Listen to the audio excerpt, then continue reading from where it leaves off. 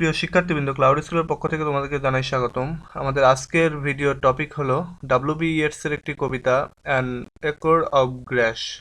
এই ভিডিওতে আমরা যেটা দেখতে পাবো, অর্থাৎ এই যে লেকচারে, এই কবিতাটির যে লেকচার, সেই লেকচারে আমরা যেটা দেখতে পাবো সেটা হলো যে এখানে কবি একটা তার যে নিঃসঙ্গ জীবন, তার যে নিঃসঙ্গ লাইফ, বিশেষ করে জীবনের শেষ মুহূর্তে এসে সেই লাইফের যে অবস্থা, সেই অবস্থার কথা তিনি ঘোষণা করছেন বা স্বীকার করছেন, এবং তার যে অক্ষমতা এবং এই অক্ষমতার, তার যে একাকিত্ব, নির্জনতা, তার বাসায়, তার বাড়িতে নিঃসঙ্গতা, এইটা তিনি এখানে উল্লেখ করছেন। এবং সেই সঙ্গে তিনি তার যে মনে এখনো যে সাহস, সেই সাহস নিয়ে তিনি আবার ফিরে আসতে চাচ্ছেন, এবং যে সকল ইন্টেলেকচুয়াল যারা তাদের যে যৌবনের উন্মত্ততা যেগুলো ছিল, বা যারা যৌবনে অনেক কাজ করে গেছেন, সেই রকমের কাজ করার ইচ্ছা তিনি এখনও পোষণ করেন এবং সেই লাইফটাতে তিনি আবার ফিরতে চান, এরকমের একটি বিষয় আমরা এই কবিতাটিতে পাবো।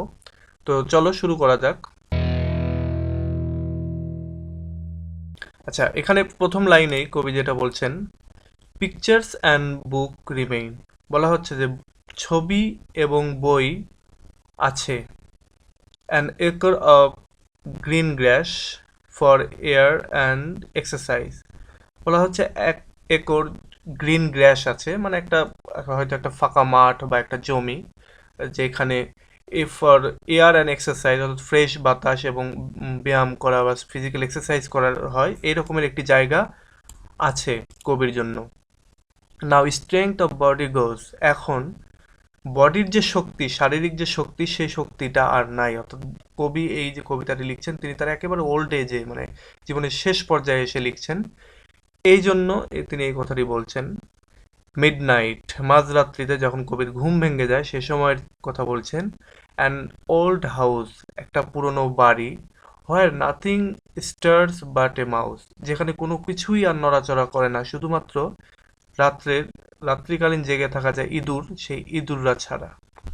আচ্ছা, এই লাইনটা যদি আমি আরেকবার বলি, সেটা হচ্ছে যে, অর্থাৎ এই স্ট্যান্ডাটা যদি আরেকবার বলি, এখানে পিকচারগুলো এখানে মানে সবগুলো ক্যাপিটালাইজ করার এখানে আরেকটা বিষয় আছে, সেটা হচ্ছে যে একদিকে বলা হচ্ছে বই এবং ছবি সব একই রকমের আছে, আবার আরেকদিকে বলা যেতে পারে এই পিকচার বলতে জীবনের যে কবির লাইফের যে স্মৃতিগুলো, সেই স্মৃতিগুলোর কথা বলা হচ্ছে, যে সেই স্মৃতিগুলো এবং সেই স্মৃতিতে ভেসে থাকা যে কবির মানসপটে ভেসে থাকা যে ছবিগুলি, সেই ছবিগুলোর কথাও এখানে উল্লেখ করা হচ্ছে। যে কবি এখানে বলছেন যে আমার লাইফের যে ছবিগুলি, যে স্মৃতিগুলি বা বইয়ের পাতার যে পিকচারগুলি, সেই সবই আছে বা থেকে যায়।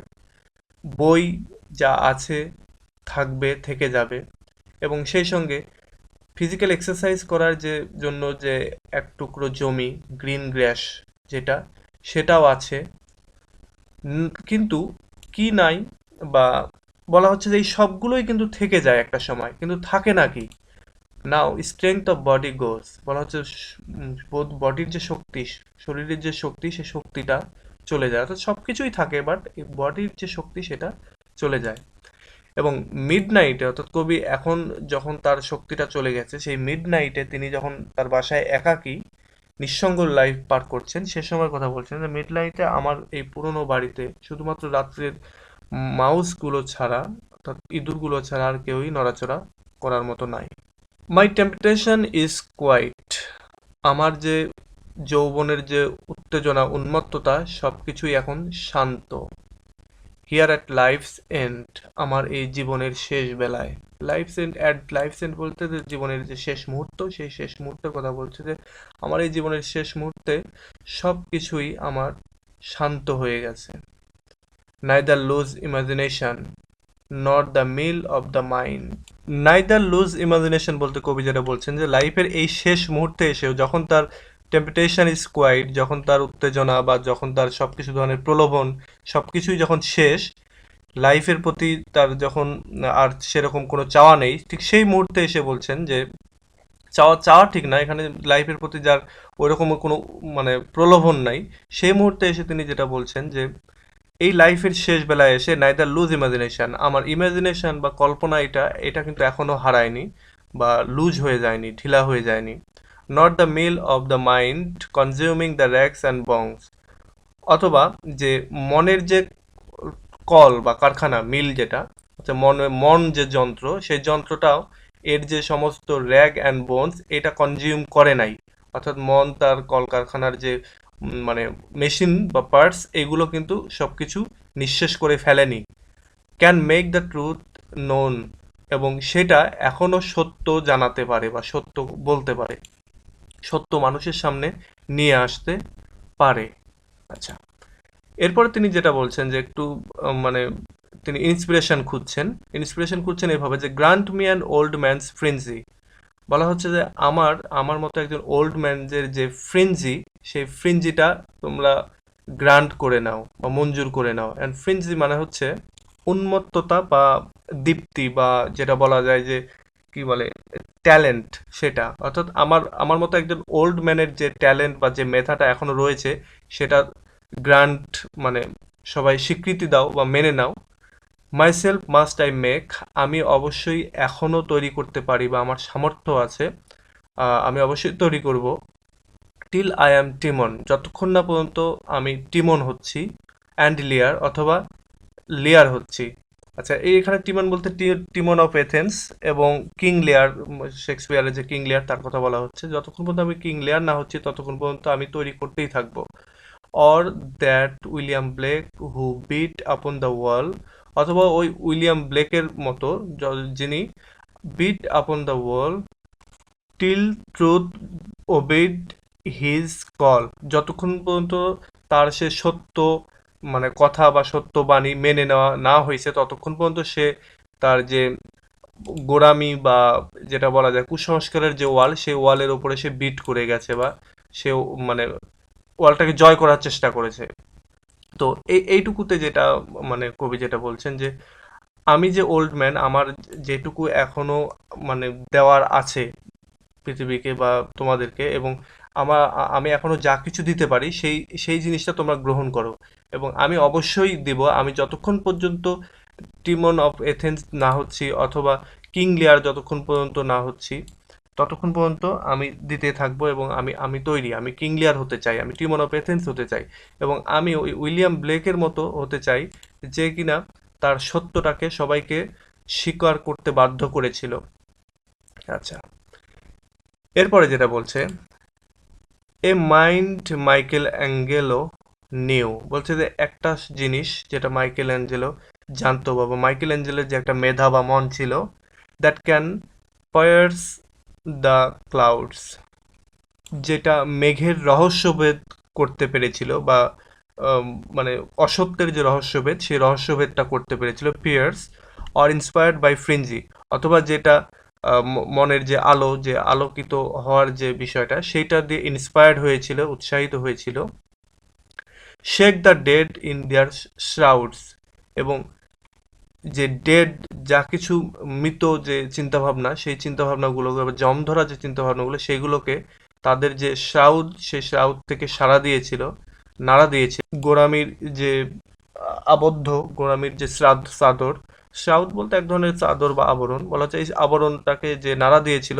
ফরগটেন ইলস বাই ম্যানকাইন্ড, যেটা মানুষ আর কি ভুলে গিয়েছিল। And old man's eagle mind, অর্থাৎ একটা বৃদ্ধ মানুষের যে ইগল মাইন্ড, বা তার যে সত্য মিথ্যার যে রহস্যভেদ করার যে একটা তীক্ষ্ণ মন আছে, সেই মনের কথা বলা হচ্ছে, যে আমি সেইটা হতে চাই। অর্থাৎ এইখানে কবি যে কথাটা বলছেন যে তিনি অ্যাঙ্গেলো মানে মাইকেল অ্যাঙ্গেলো যিনি, তার মতো তিনি হতে চান, এবং তিনি যেরকমভাবে সমাজের মানে সমস্ত যে অসত্য বিষয়গুলো, সেগুলো থেকে সেগুলোকে নাড়া দিয়ে মানুষ যেগুলো ভুলে গিয়েছিল যে বিষয়গুলি, সেই বিষয়গুলোকে তিনি আবার তুলে নিয়ে এসেছেন, এবং একজন ওল্ড ম্যানের যে ইগল আই বা মানে ভালো মন্দ বিচারের যে পুঙ্খানুপুঙ্খ যে একটা ইন্টেলেক্ট যে বিষয়টা, সেটা যে থাকতে পারে, এটা তিনি যে শো করেছিলেন, এবং সেই বিষয়টাই এখানে ডাব্লিউ.বি.ইয়েটস বলছেন যে আমিও সেরকমটাই করতে চাই, এবং আমিও সেরকম হতে চাই। তো এইটা হলো এই কবিতাটির পুরোপুরি বিশ্লেষণ। আমি যদি এটা আরেকবার বলি যে পুরো কবিতাটি, সেটা হচ্ছে যে কবিতার ওল্ড এজে এসে তিনি যখন দেখছেন যে তিনি নিঃসঙ্গ, তার আর করার কিছু নাই, বা তার শরীরের যে শক্তি সামর্থ্য সব শেষ হয়ে যাচ্ছে, সে সময় তিনি যেটা বলছেন যে কিছু ছবি এবং কিছু বই, এবং সেই সঙ্গে এক টুকরো জমি গ্রিন গ্রাসের এক্সারসাইজ করার মতো, বলা হচ্ছে যে এইগুলো থেকে যায়, এগুলো আছে, কিন্তু শরীরের শক্তি যেটা সেটা চলে চলে গেছে। এবং মিডনাইটে তার যে পুরনো বাড়ি, সেই বাড়িতে শুধুমাত্র মাউস ছাড়া আর নড়াচড়া করার কিছুই নাই। তো এই নিঃসঙ্গ লাইফে কথা তিনি প্রথমে এই স্ট্যান্জাটাতে বলছেন। এরপরে স্ট্যান্জাটা তিনি বলছেন যে মাই টেম্পটেশন ইজ কোয়াইট, অর্থাৎ আমার যে প্রলোভন, আমার যে জীবনের প্রতি যে আম, মানে আকর্ষণ, সেগুলো এখন প্রায় শেষের দিকে বা অনেকটা শেষ। কিন্তু এই পর্যায়েও হিয়ার অ্যাট লাইফস এন্ড, কিন্তু এই জীবনের এই শেষ পর্যায়ে এসেও না দ্য লুজ ইমাজিনেশন, আমার কল্পনা যেটা দিয়ে আমি কবিতা তৈরি করতে পারি, যে কবিতা বা কন্টেন্ট ক্রিয়েট করতে পারি, সেটা এখনো হারায়নি। Not the mill of the mind consuming its rag and bone can make the truth known. আমার মনের যে মানে কলকব্জা, আমার মনের যে কারখানা যেখানে আমি কবিতা তৈরি করি, সেই মনের কলকারখানার যে পার্টসগুলি সেগুলো এখনো ক্ষয়ে যায়নি, নষ্ট হয়ে যায়নি, এবং আমি এখনো সত্যকে উন্মোচন করতে পারি। এরপরে তিনি বলছেন যে তিনি ইন্সপিরেশন খুঁজছেন যে গ্রেট ম্যান যারা আছেন তাদের কাছ থেকে। তিনি বলছেন যে গ্র্যান্ড ম্যান ওল্ড ম্যানস ফ্রেন্সি, যে ওল্ড ম্যানের যে একটা ইন্টেলেক্ট থাকে বা অভিজ্ঞতা থাকে, সেইটা তোমরা মেনে নাও। Myself must I make remake, আমি আমার নিজেকে আবার নতুন করে গড়ে তুলব যতক্ষণ না পর্যন্ত আমি টিমন না হচ্ছি, অথবা কিং লিয়ারের মতো না হচ্ছি, অথবা উইলিয়াম ব্লেকের মতো না হচ্ছি, যারা কি করেছিল, যারা তাদের সত্য বিষয়গুলো মানুষকে মানতে বাধ্য করেছিল বা অসত্যের বিরুদ্ধে সত্যকে উঁচিয়ে ধরেছিল। এরপরে তিনি বলছেন যে তিনি a mind of Michael Angelo knew, অর্থাৎ মাইকেল অ্যাঙ্গেলের মতো তিনি একটা মন বা একটা ইন্টেলেক্ট চাচ্ছেন, এবং যে কিনা সমাজে যত সমস্যা বা ক্লাউড যেগুলো অন্ধ মানে কি বলে একে, কুসংস্কার বা ষড়যন্ত্র, এই যে বিষয়গুলোর বিরুদ্ধে তার যে ইন্সপায়ার্ড বাই ফ্রেন্জি, অর্থাৎ তিনি যে ইন্টেলেক্ট বা ট্যালেন্টের জন্য ইন্সপায়ার্ড হয়ে, ট্যালেন্টে ইন্সপায়ার্ড হয়ে তিনি এই যে সমাজের যে ডেড চিন্তাভাবনা বা ডেড যে মৃত বা অচল যে চিন্তাভাবনা, সেগুলোকে একটা যে নাড়া দিয়েছিলেন, সেগুলোর উপরে যে আবরণ পড়েছিল সেটাকে তিনি একটা নাড়া দিয়েছিলেন। এবং ফরগটেন ইলস বাই ম্যানকাইন্ড, যেগুলো মানুষ ভুলে গিয়েছিল সেইগুলোকে একটা নাড়া দিয়েছিলেন। এবং ওল্ড ম্যানস ইগল আই, এবং একটা ওল্ড ম্যানের যে যে একটা বিচার বুদ্ধি বিবেচনা যেটা থাকে, যেটা অভিজ্ঞতা লব্ধ, সেইটা দিয়ে তিনি যে সমাজকে চেঞ্জ করতে পেরেছিলেন, তিনি বলছেন যে আমি সেইটা হতে চাই আমার জীবনের শেষ পর্যায়ে এসে, এবং আমি এটা অবশ্যই করব, এই কথাটি তিনি বলছেন। তো এই হলো all about an acre of grass by W B Yeats. পরবর্তীতে আবার নতুন কোনো ভিডিও নিয়ে আসবো। তো টিল দেন, আল্লাহ হাফেজ।